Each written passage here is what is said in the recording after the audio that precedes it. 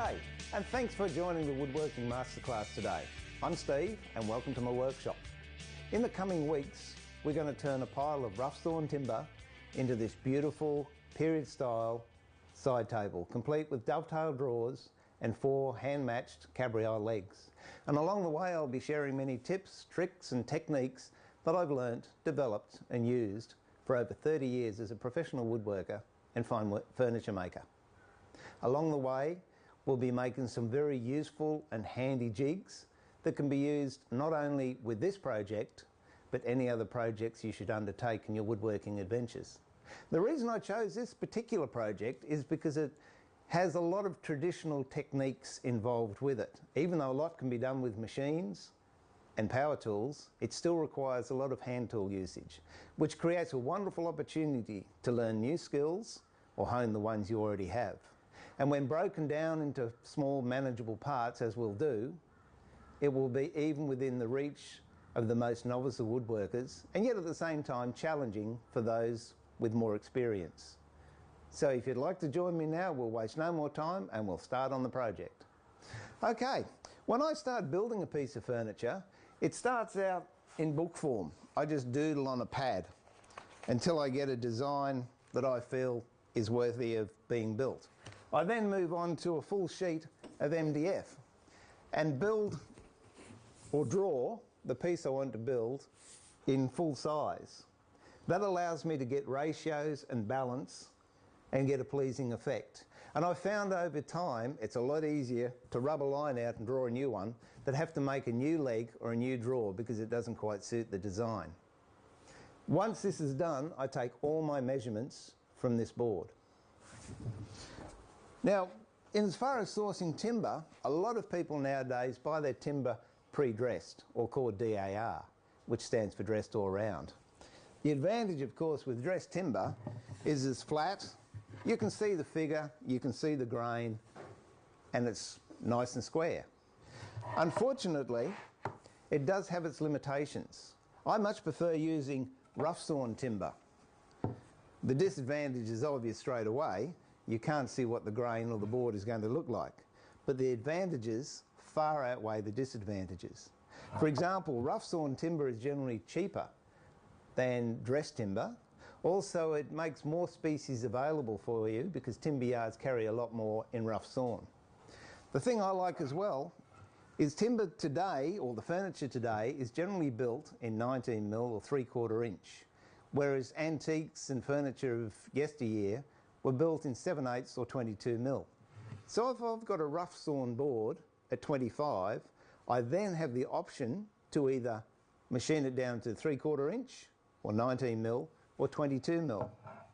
Another great advantage is if you, in storing your timber, should drop anything on it, it gets stained, it gets wet, or it gets bruised. By the time you've machined it down to the right size, all those blemishes would disappear. With dressed timber, that's your finished size. And if you get any blemishes or stains on it, you're stuck with them for life, or you've got to use another piece of timber. But when you're buying rough-sawn timber, don't assume that it is square and flat, because in most cases it's not. And we have to machine the timber. Now, the first part of machining the timber is to give us a flat surface that we can run through a thicknesser. Now, if you're like me and many other woodworkers, you have a thicknesser and a jointer, but the jointer isn't as wide as the thicknesser, we have a problem. Because if your board is wider than your jointer table, you can't do it on the jointer. Well, you can, if you saw it up the middle and then machine it separately and glue it back together. But frankly, it doesn't look professional in a finished job.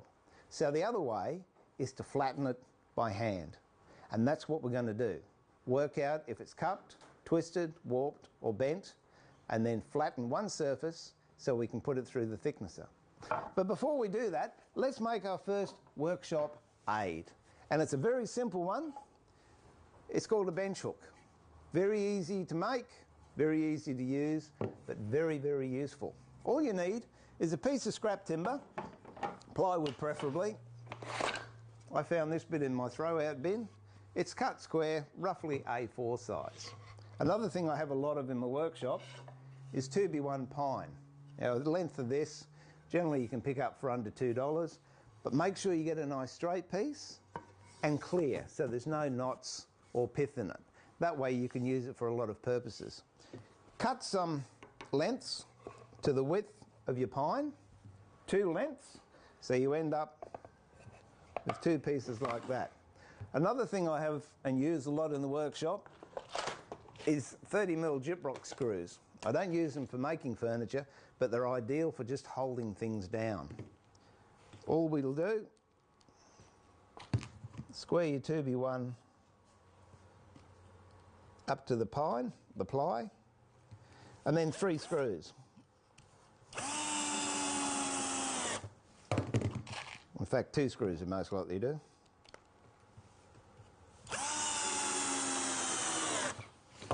Hook that bit over your bench and repeat the process with the other piece.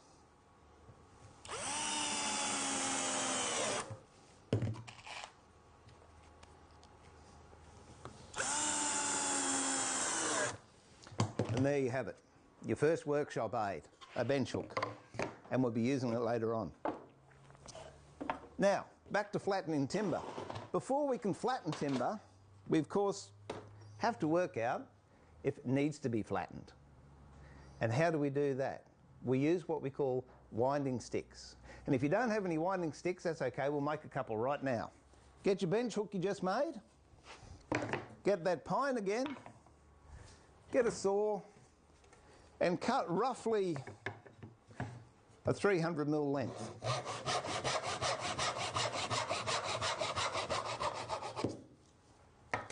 Now go to the table saw or bandsaw and you split that up the middle. What I do is mark top on 2 pieces with arrows pointing to the join that's going to happen when you resaw it. And then you end up with 2 winding sticks.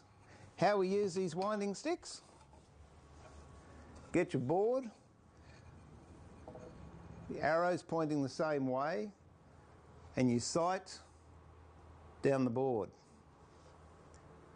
And as you can see, this stick is slightly higher than this stick, which means we've got a twist in the board. That's what we've got to get out. Now how I flatten a board and get the twists out is I use 3 different hand planes. There's a scrub plane, a converted number 4, and a shooting plane. If you look at the blade on the scrub plane, you can see it's very, very severe and it removes a lot of stock. The converted number 4 has got a convex blade that I ground myself. It's not as savage as the scrub plane, but it still removes a lot of stock. And then a normal number 7 shooting plane. So we know where the high spot is. I'll mark that with a pencil. And when we come back after the break, we'll put it in the vise and we'll flatten it. Okay, see you after the break.